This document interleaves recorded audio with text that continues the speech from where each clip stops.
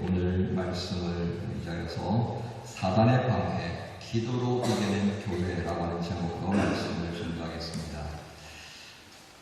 우리는 매주 사도행전을 가지고 주신 말씀에 뜻하신 바를 함께 나누는 중에 있습니다. 1장부터 우리가 4장 거의 끝까지 우리가 말씀을 나누고 있는데요.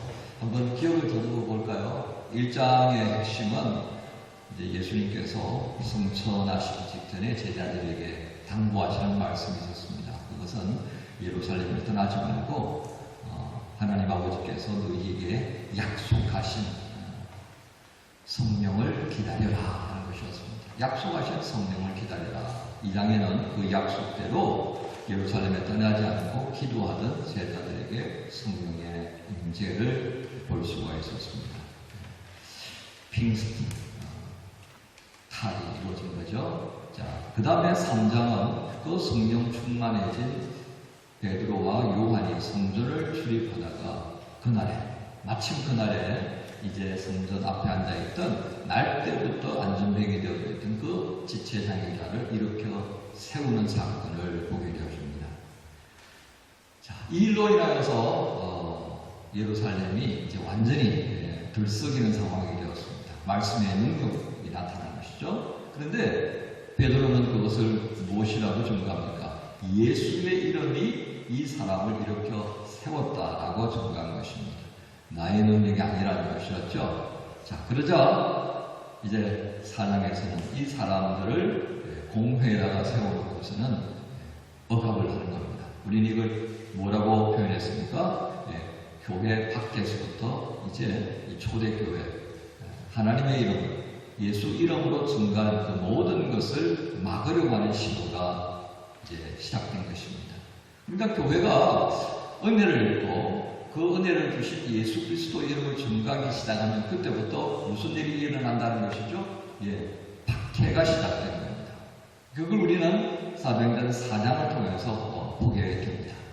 자, 이 박해를 직면하는 교회 어떻게 극복했을까라고 하는 것이 오늘 함께 읽었던 말씀의 중요한 내용입니다. 내용을 한번 볼까요? 자, 이 위기에 직면한 초대교회는 이 상황을 마주했을 때 어떻게 했느냐? 첫 번째가 바로 그 어려운 상황을 인하여서 교회가 모였다는 것이었습니다. 베드로와 요한이 이제 대제사장과 그 가문의 사람들, 소위 말하는 공회원들까지 동원시켜가지고 억압한 다음에 다시는 예수 이름으로 가르치지도 말고 전하지도 말아라. 이렇게 쫓아내었습니다. 이 일을 경험한 베드로와 요한은 교회로 돌아와서 동료 사도들과 함께 있던 지체들을 불러 모으게 된 겁니다. 잡혀갔던 베드로와 요한이 나왔으니까 또 사람들이 관심을 가지고 무슨 일이 있었던가, 그들이 너에게 뭐라고 하느냐 듣고 싶어 하지 않았겠습니까? 베드로와 요한은 그 이야기를 소상하게 이야기하기 시작했다라고 오늘 말씀을 볼 수가 있습니다. 자, 이렇게 소상하게 나누는 모습을 우리는 좀 주목해 볼 필요가 있겠습니다.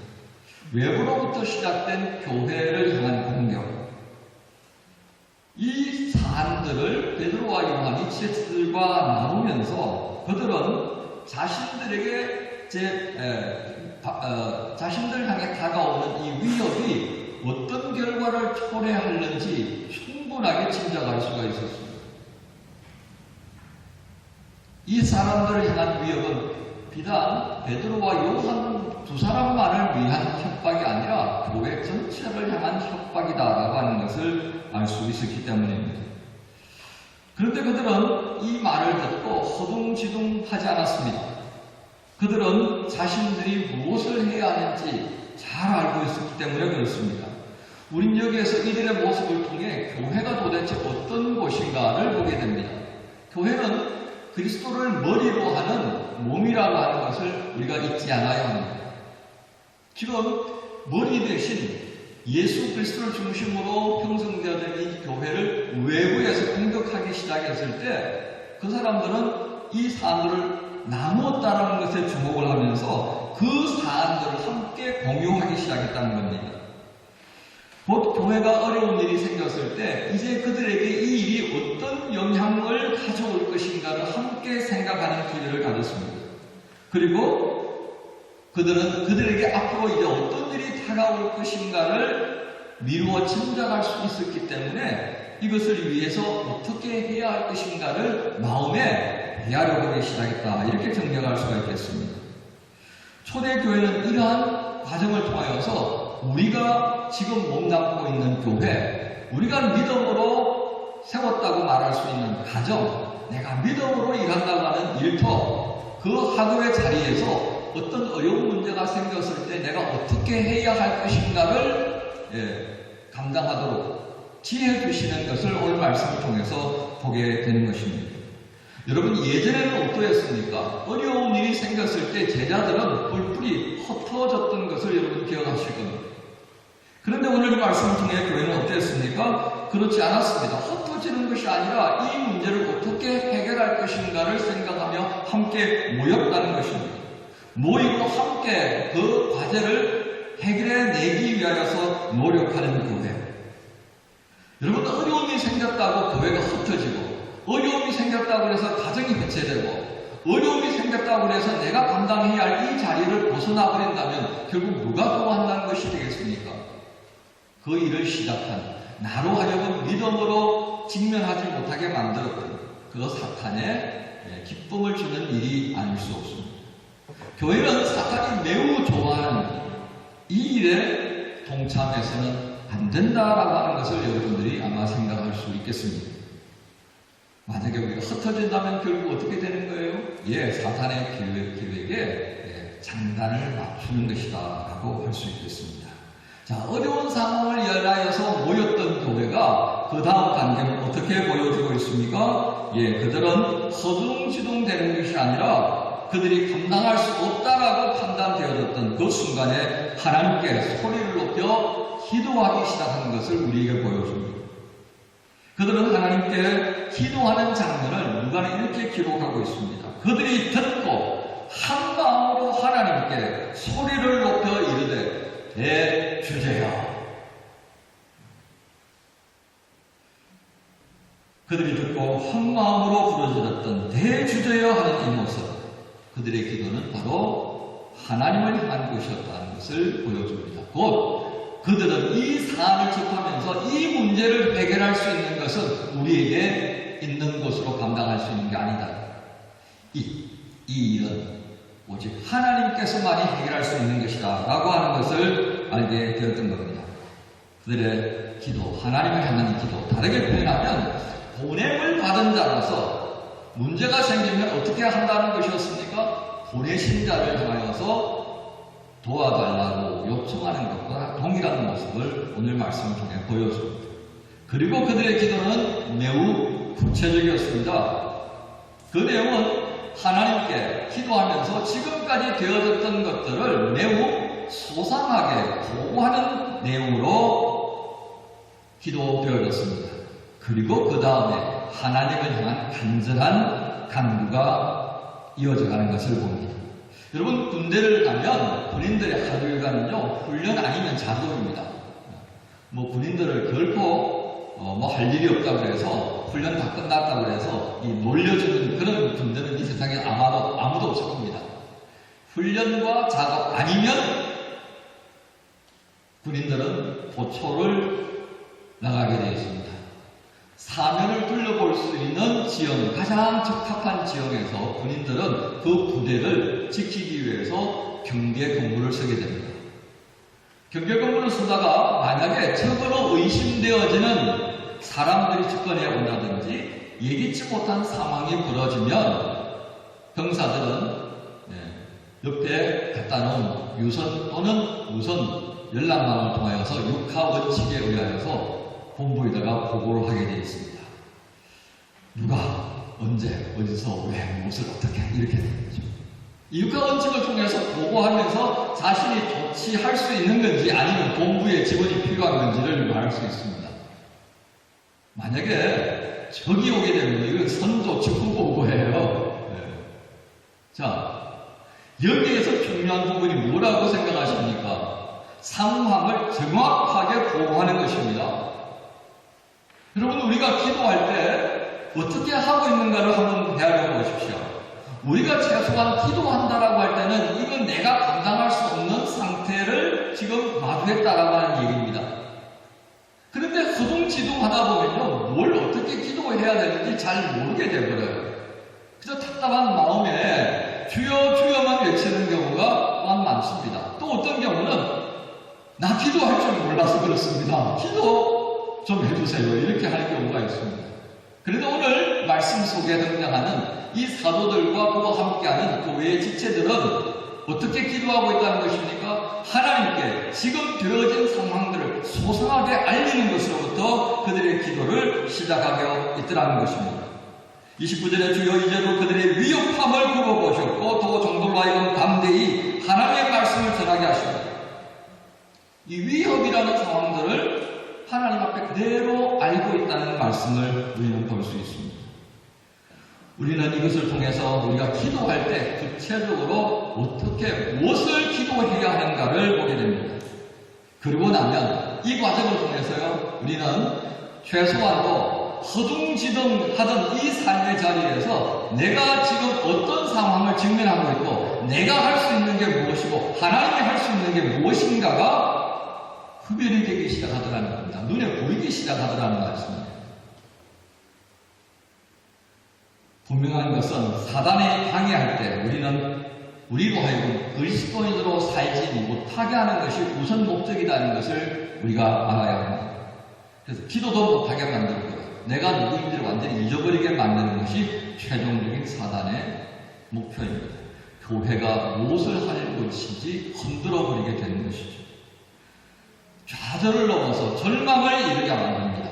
그리고 개인은 그 절망으로 인하여서 스스로 목숨을 끊어버리는 자리까지 이르게 만듭니다. 교회는 어떻습니까? 교회는 그 과정을 통하여서 송두리째 무너져버리게 만드는 것을 여러분은 알 겁니다.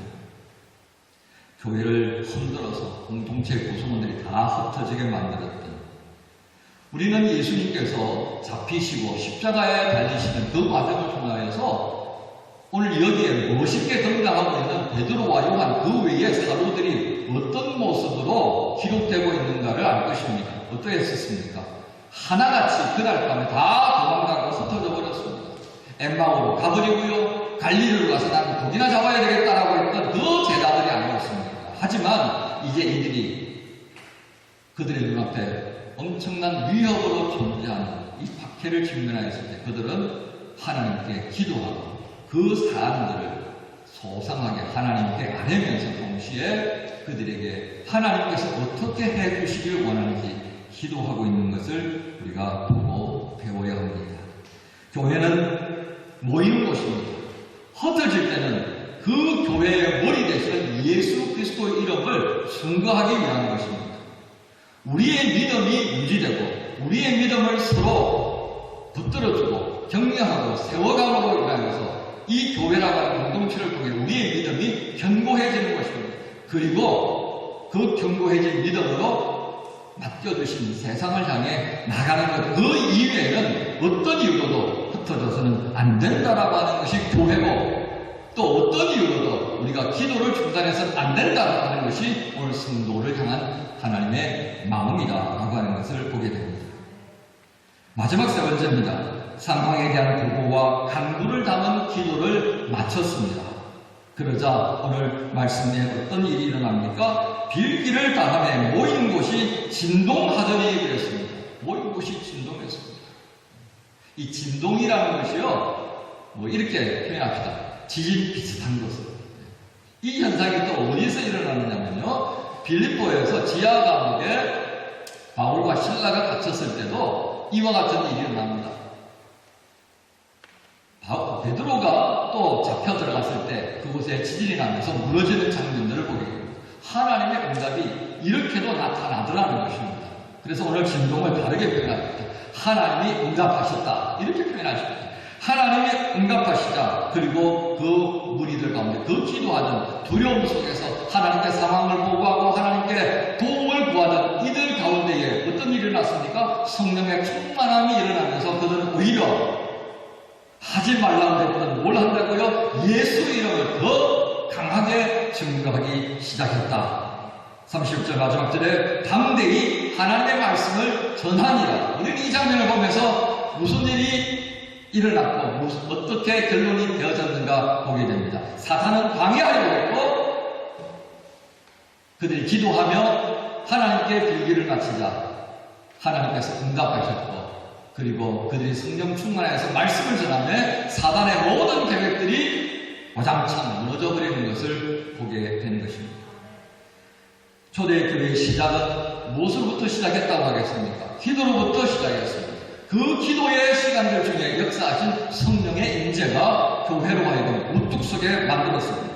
그렇게 보면 사도행전의 과정과 속에 나타나는 기도하는 사람들, 그 기도하는 사람들을 통해서 나타났던 기도의 능력들을 우리는 계속해서 볼 수 있을 것입니다. 그래서 사도행전은 성령의 역사와 함께 기도하는 교회의 모습, 기도하는 성도들의 모습을 기록한 것이다 라고 해도 과언이 아니겠습니다. 여러분, 기도할 때 사단의 모든 계획들이 깨뜨려지는 것을 우리가 기억합시다. 기도하지 못하도록 만드는 요인들이 우리 삶에 참 많습니다. 이런 이유, 저런 이유 헤아려보면요, 감사의 촉근만큼이나 기도하지 못하도록 만드는 요인들이 얼마나 우리 주변에 널려있는가 아마 알 수 있을 것입니다. 그러나 그 모든 것들을 극복해내고 하나님의 교회로 우뚝 설 수 있었던 것은 기도할 수 있었던 것이었습니다.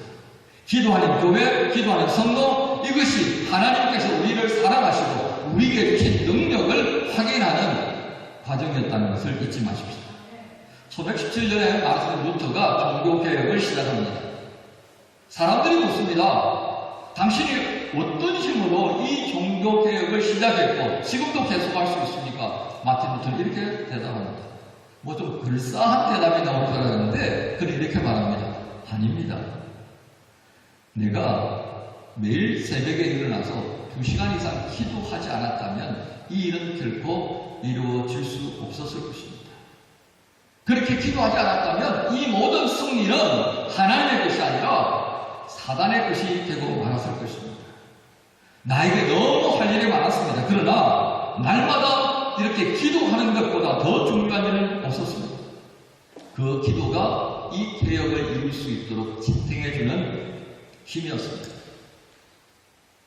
영국의 유명한 이솝 템플이라고 하는 목사님이 계십니다. 이분이 영국의 유수한 대학인 캠브리지에서 설교할 기회를 가졌다고 합니다. 설교 이후에 학생들과 질의응답을 하는 시간에 한 학생이 아마 이런 질문을 했던가 봅니다. 목사님, 지금이 어떤 시대인데 지금 기도의 능력에 대해서 설교를 하십니까? 그 미신 같은 소리 아닙니까? 우연이라고 밖에 할 수 없는 그걸 어떻게 지금 이 현대 시대에 우리에게 기도하라고 말할 수 있습니까? 이렇게 이제 질문을 던진 겁니다.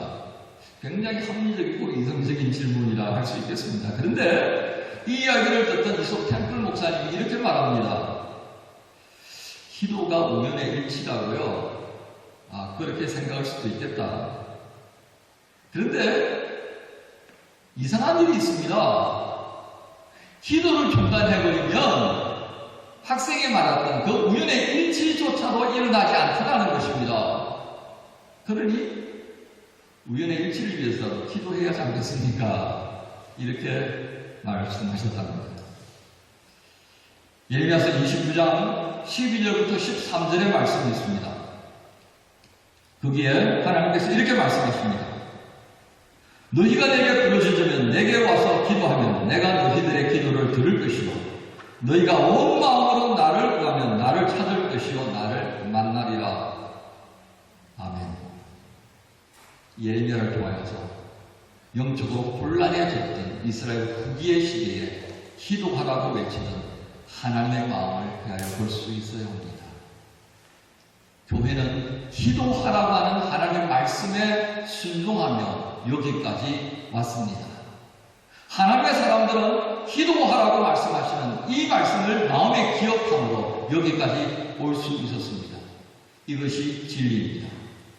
이 진리의 말씀을 여러분의 세대에, 여러분의 다음 세대도 계속해서 이어갈 수 있기를 바라시는 하나님의 마음입니다. 기도하겠습니다. 하나님 감사합니다. 사단의 방에 기도함으로 이겨내었던 초대교회의 모습을 다시금 우리에게 말씀하시며 이 시대를 감당하는 교회, 다음 세대를 감당해야 하는 교회 성도들에게 기도하라고 당부하시는 말씀을 들었습니다. 주여, 우리에게 무슨 일을 만날지라도 주 하나님을 향하여 기도할 수 있게 하셨던 이 은혜를 기억하며 기도하는 만한 주님의 교회, 기도하는 성도들이 되게 하여 주옵소서. 성령이 우리 삶에 함께 임재하여 주셔서 우리가 기도할 수 있도록 도와 주옵소서. 예수님의 이름으로 기도합니다.